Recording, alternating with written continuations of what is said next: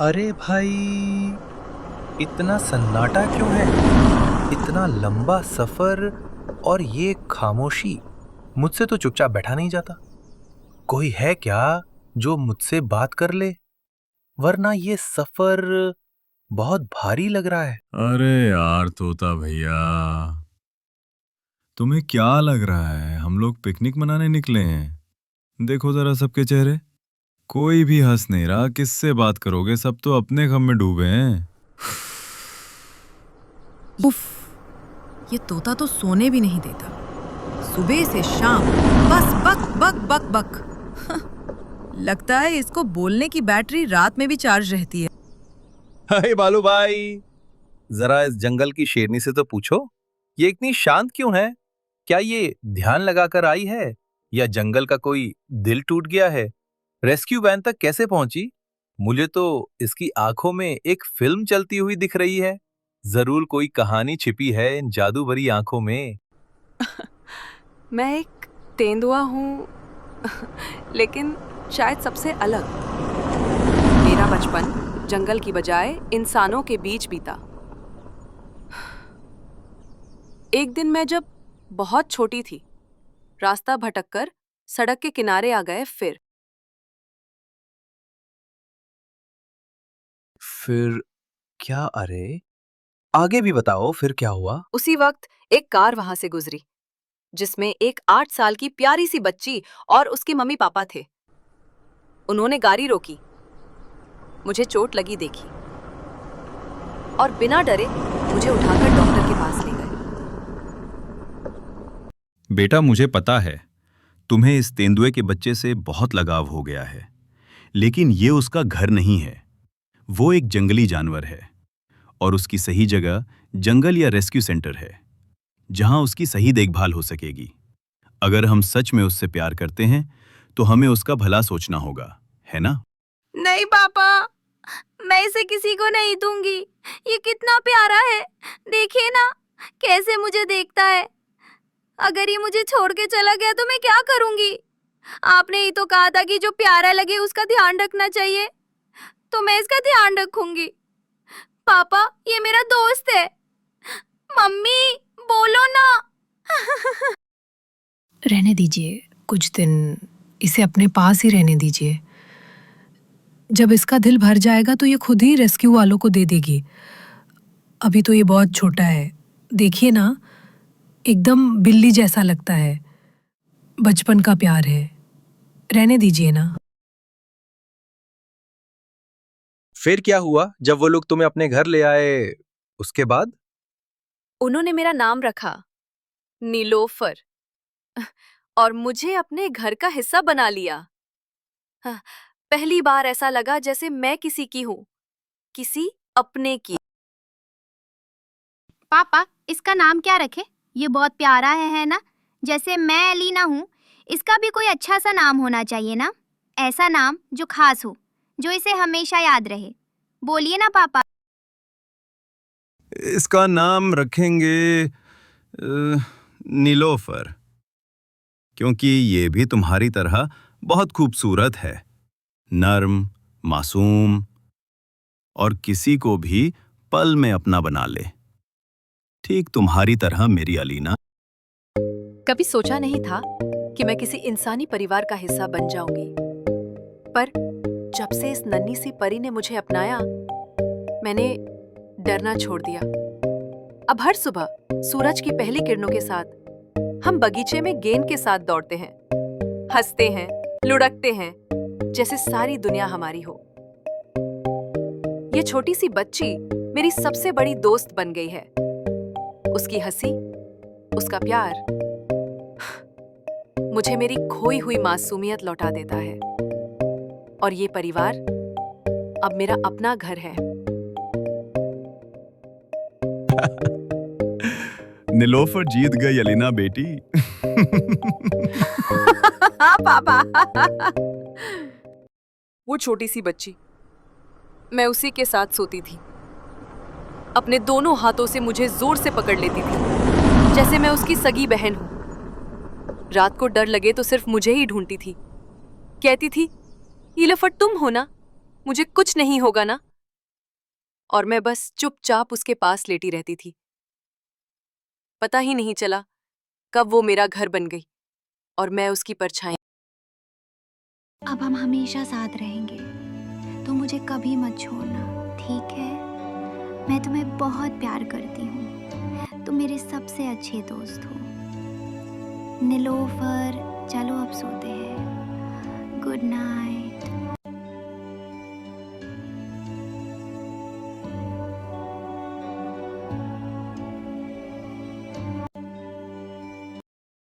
अरे वाह नीलोफर, तुम्हारी जिंदगी तो कमाल की चल रही है। छोटी सी बच्ची के साथ खेलना, प्यार पाना, सब कुछ तो मिल गया तुम्हें। सच बताओ, इतनी किस्मत वाली कैसे हो तुम? अब आगे क्या हुआ तुम्हारे साथ? हाँ, तुम बिल्कुल ठीक कह रहे हो। हम सब साथ में बैठकर फोटो खिंचवाते थे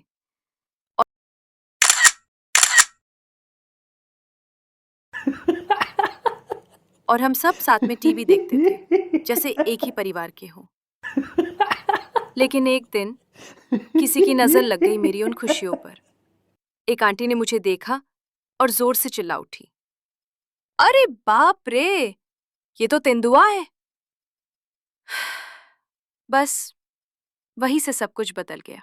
फिर एक दिन मेरे घर पर रेस्क्यू टीम आ गई। मैं कुछ समझ भी नहीं पाई, बस वो मुझे पकड़ कर ले गए और मुझे मेरे अपने परिवार से अलग कर दिया गया। जिस बच्ची ने मुझे बहन जैसा चाहा, जिन बाहों में मुझे सुकून मिलता था, उन्हीं से हमेशा के लिए दूर कर दिया गया। अलीना बेटा, मैं जानता हूं तुम्हें बहुत दुख हो रहा है। मुझे भी नीलोफर की बहुत याद आएगी। लेकिन रेस्क्यू वाले उसे वहां ले जा रहे हैं जहां उसका सही घर है, जहां उसके जैसे और भी साथी होंगे। खुला जंगल, आज़ादी, खेल कूद, जो हम यहाँ नहीं दे सकते। नीलोफर हमारी थी, है और रहेगी, पर अब उसे आज़ाद उड़ने दो, उसकी खुशी के लिए। उसे जाने दो अलीना। बेटा, नीलोफर को अलविदा कह दो, प्यार से, मुस्कुराकर, जैसे हम किसी अपने को दुआओं के साथ विदा करते हैं। नीलोफर, मैं तुम्हें कभी नहीं भूल सकती। तुम मेरी सबसे प्यारी दोस्त हो। बहुत याद आओगी। हर रात जब सोऊंगी तुम्हें पास महसूस करूंगी, हमेशा। अरे नीलोफर, इस बत्तख बीबो को तुम्हारी कहानी से कोई मतलब लग नहीं रहा। मैं कब से देख रहा हूँ, बस उल्लू को ही घूरे जा रही है, जैसे वही इसका कोई रिश्तेदार हो। कोई बात नहीं, हर किसी का अपना मन होता है। शायद बेबो को अपनी कहानी बाद में सुननी हो। फिलहाल तो वो उस उल्लू में कुछ खास देख रही है। कब से उल्लू को देख रही हूँ, कितना शांत है ना, कितना प्यारा लगता है। न कोई शिकायत, न कोई आवाज, बस चुपचाप एक कोने में बैठा है, जैसे जैसे सब कुछ समझ रहा हो, लेकिन कुछ कह नहीं रहा। ओह, कहीं तुम्हारा ये उल्लू गूंगा तो नहीं है क्या? बल्लू भैया पूछना, ये उल्लू सच में गूंगा तो नहीं? अरे क्या पूछूं, बेचारा शांत बैठा है। अब बोल भी दो, क्यों तरसा रहे हो सबको? अरे भाई, कम से कम अपना नाम तो बता दो। बोलो ना, क्या नाम है तुम्हारा? चकोर नाम है मेरा। अब खुश हो गए तुम लोग? वाह उल्लू, तुम्हारा नाम चकोर और मेरा नाम बेबो। क्या खूब जमेगी हमारी दोस्ती। चलो फिर दोस्ती पक्की। देखते हैं आगे। ओहो, बड़ी गहरी दोस्ती। जरा नीलोफर से तो पूछो, बेबो कैसे आई इस वैन में? इसकी भी तो कोई कहानी जरूर होगी। अरे बेबो, तू कैसे आई इस वैन में? अरे अभी तो मूड अच्छा है, क्यों फिर से दुखी करने की कोशिश कर रहे हो? कैसे आई इस वैन में, वो कहानी फिर कभी सुनाऊंगी।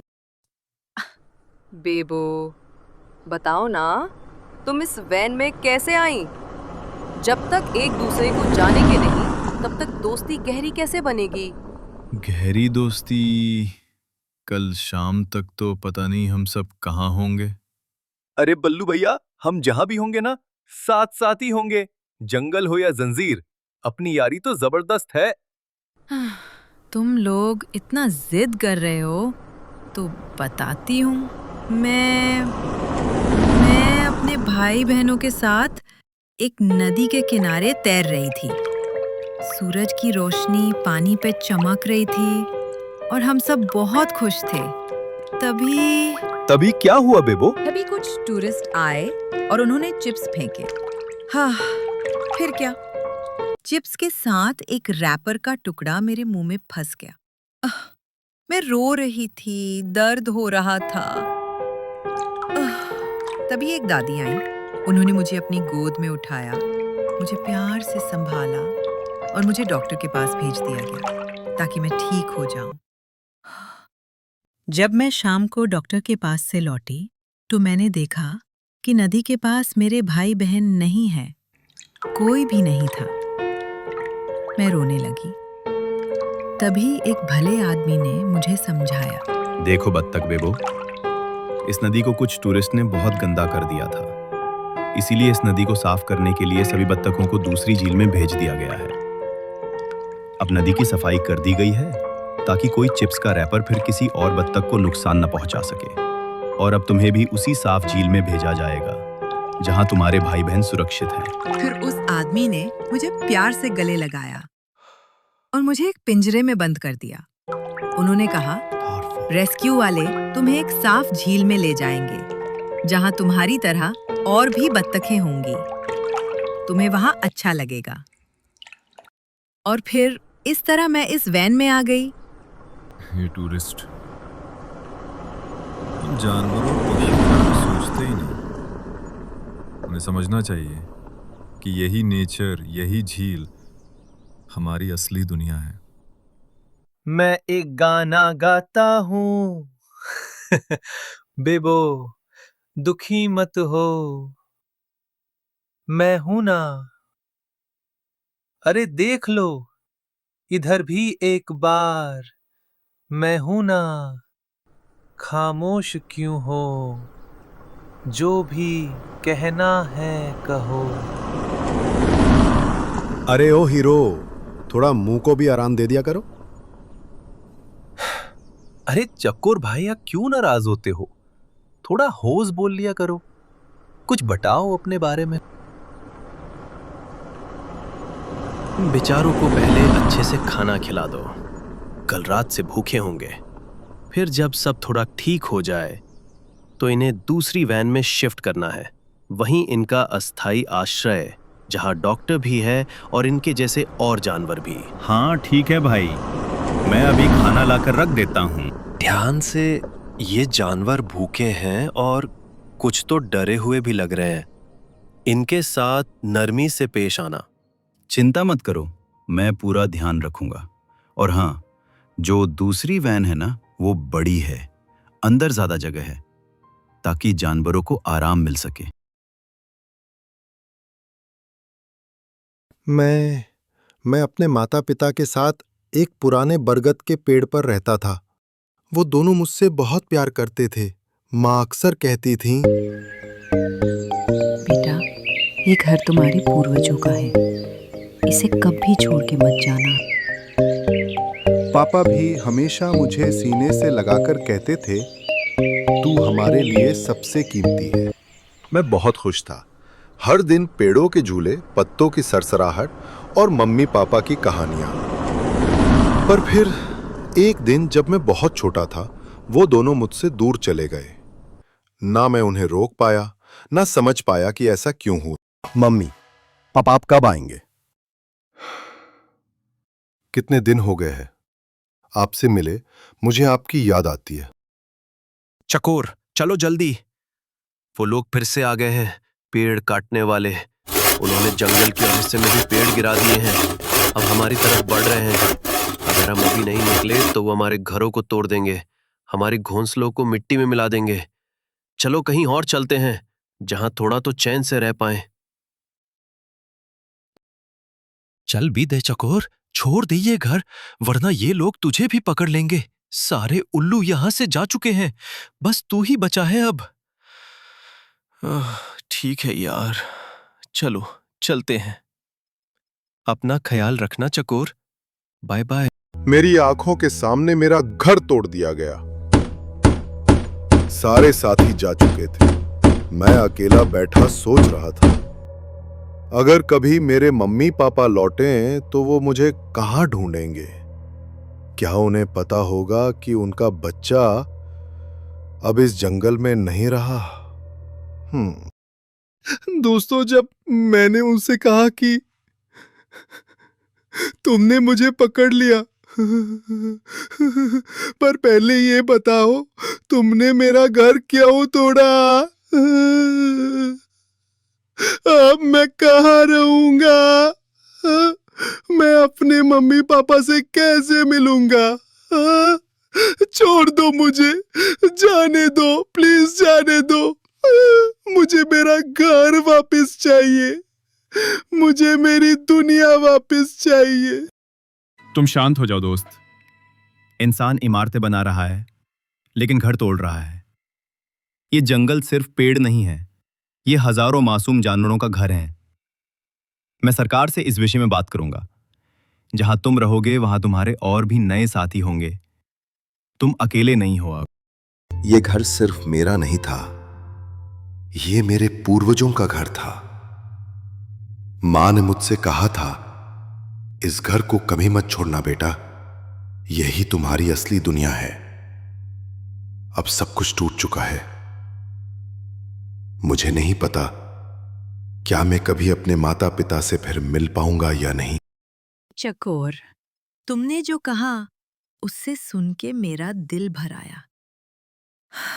मैं सोच भी नहीं सकती थी कि तुमने इतना कुछ सहा है। तुम बहुत हिम्मत वाले हो, और सच कहूं तो मुझे तुम पे पहले से ही कुछ खास महसूस होता था। अरे बेबो, चकोर सिर्फ तुम्हारा ही नहीं, अब वो हम सबका दोस्त है। हमारा जंगल दोस्त, हमारा हीरो।